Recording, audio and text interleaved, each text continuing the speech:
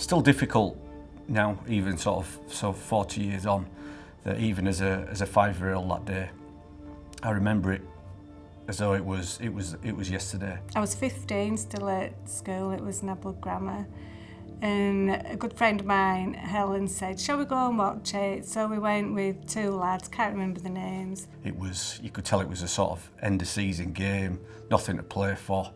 In fact, I can't really remember sort of any shots. And I can see it now. We were sort of stood in the corner of the cop. We saw some flames, we were a group of lads, and then all of a sudden it just went up, the flames, and then across, and everybody was screaming and clambering out. And obviously what sort of folded afterwards was heartbreaking. It was just, I can't really explain it. I mean, it was just so chaotic. We tried not to look to see what was happening because we could tell that people were being helped, but you didn't really know how bad it was. You could see that it was all on fire, and you'd suspect that people would have been injured or maybe burnt and killed in there. But you saw people stumbling out of the stands. What I saw in the goal mouth will live with me forever. They were doing my housework, attending to my son, and everybody had gone off to football. Listening to it on telly, and then news came up, and it said there's been a fire at Valley Parade. They said there's a lot of fatalities, but we can't say at this moment in time. And then it were on news for hours and hours, and it just showed you ambulances, police, fire. That day, it changed me. Even as a 45-year-old man now, it lives with you every day, and you carry it. Everybody just went to watch a match, having fun. Nobody expected that.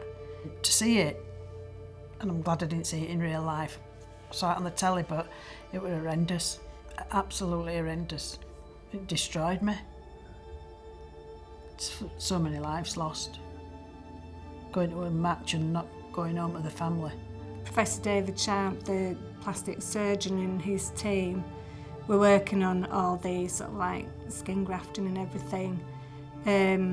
And he liaised with my dad, Dr. Jess Boot, who was a lecturer at Bradford University. He was an exceptional man, was my dad.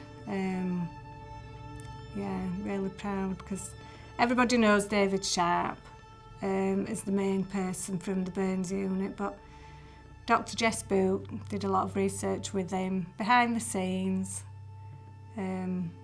working to help these people that had suffered with really horrific burns and the scars that they had. If you haven't experienced a football game, there's 2 clubs, Valley Parade, Bradford City. The other one is Anfield, Liverpool. The 2 things that connect the clubs is obviously the 2 tragedies. So maybe that's why it's such a immense experience every time you go. It means something to support Bradford City.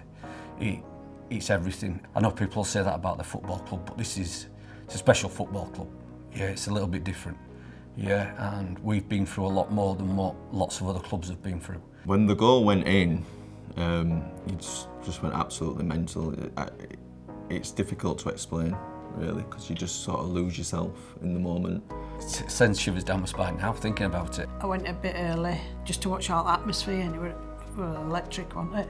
It had to be the Bradford City way that we hit the post, we knocked on the door. It got to that point, and then I turned to my wife and I said, it's not going to happen, is it? I was talking to some friends who I sit with, and I said, oh my God, we're going to be in playoffs, we're going to be in playoffs. And I was sat on the hall, and they just scored. I've never seen anything like it. The relief of emotion was just something that'll live with me and my family and everybody, I think, associated with the club. It just felt really special. And the club were just there as united as one, and you know, the pitch invasion, that was quite an experience. I wouldn't admit that on camera.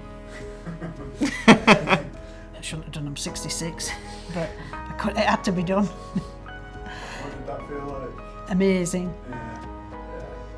To do it in whilst we are the UK City of Culture was absolutely, you know, paramount and important, because football, you know, is a culture in itself.